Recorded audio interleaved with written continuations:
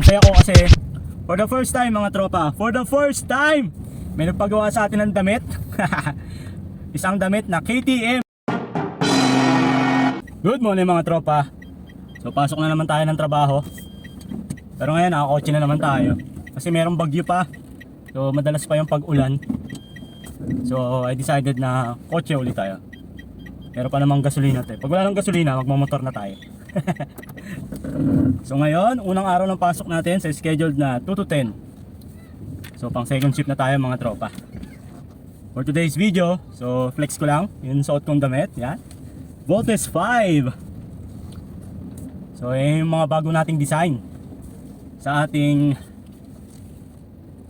clothing na 9 Lives clothing. So pero hindi ko pa siya napopost.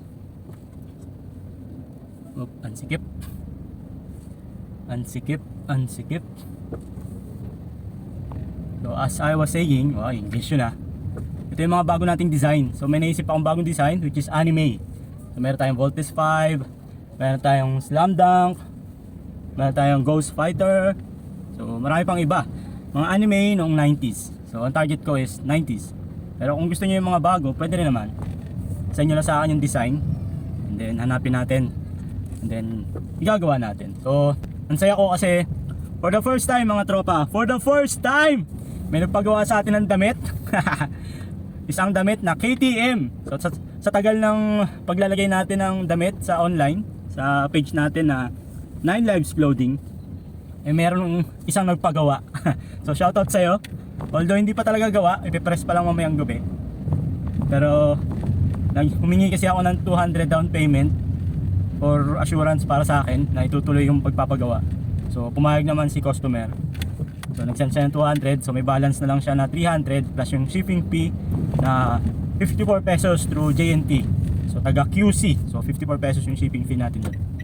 Ang saya ko for the first time may nagtiwala na sa damit ko. And hopefully pag nakita ng mga kagrupo niya, so KTM, so I assuming na KTM yung motor niya. And then hopefully yung makakita nun ng mga tropa niya eh magpagawa na rin ng KTM na shirt. Yeah! Yun yung target ko. Kasi KTM din naman yung motor ko. Ang kaso lang wala pa nagpapagawa masyado. So unang beses na may nagpagawa ng damit sa atin, which is I'm very happy. Cross fingers, sana magustuhan. And sigurado naman ako magugustuhan. Kasi una sa lahat yung tela na binili ko o yung damit na binili ko is quality.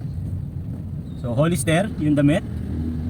Tapos dry fit, kulay dark gray, saktong-sakto sa nagmumotor. Hindi siya dumihin, diba? Hindi mo na kailangan mag-jacket kapag hindi mainit kasi gray nga siya, dark gray. So hindi ka mag-worry na mangingitim kapag nausukan. So yun yung kagandahan doon mga tropa. Tapos ito nga binabanggit ko, meron tayong bagong design. So naisipan ko, what if anime naman? So paunti-unti lang kasi wala pa tayong budget. Yung damit kasi medyo mahal ang kuha ko o mahal ang bili ko. Nag-invest kasi ako sa damit, ayoko kasing mapapahiya sa damit. Ayoko na isang laba, dalawang laba lang, upas na. So as much as possible, bibili ako ng napakagandang damit. Quality, hindi mo pambabahay, panlalakad mo. At I'm proud na sabihin sa inyo na ganun nga ang nangyari. Kasi yung mga kasamahan ko sa trabaho, masiselan yun. Pero nakikita ko ginagamit nila pampasok o sinusuot nila. So ilang taon na yung iba, 3 years, 4 years na, pero suot-suot pa din nila yung damit na yun. And I'm proud of it mga tropa. I'm very proud of it.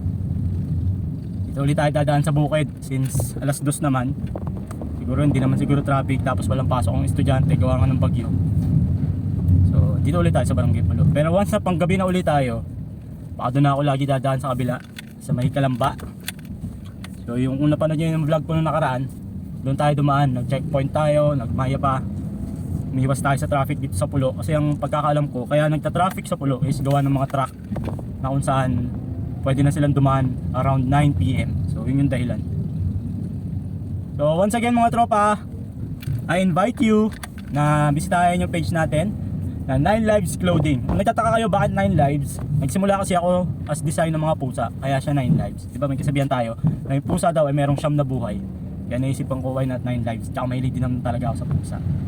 So after nun, so may mga nagre-request kasi ng ibang design, kaya nag-come up ako sa sasakyan, sa motor, marami pang iba, anime, mga quotes, yun. So doon na nagsimula na halo-halo na yung design natin. So baka maging curious kayo bakit 9 Lives. So yun yung history ng mga tropa. I started sa design ng pusa.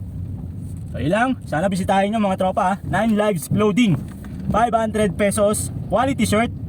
Sigurado yan, I assure you, hindi kayo misisi sa damit.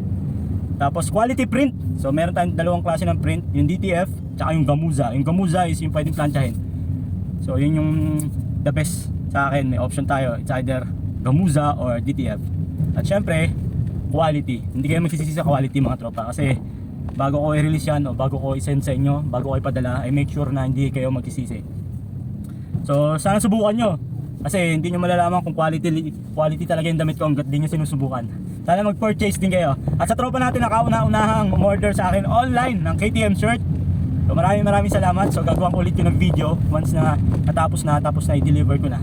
So guys, sa susunod mga tropa, once again, 9 Lives Clothing, stahin nyo, Ito pa si Tonton. Peace, bye.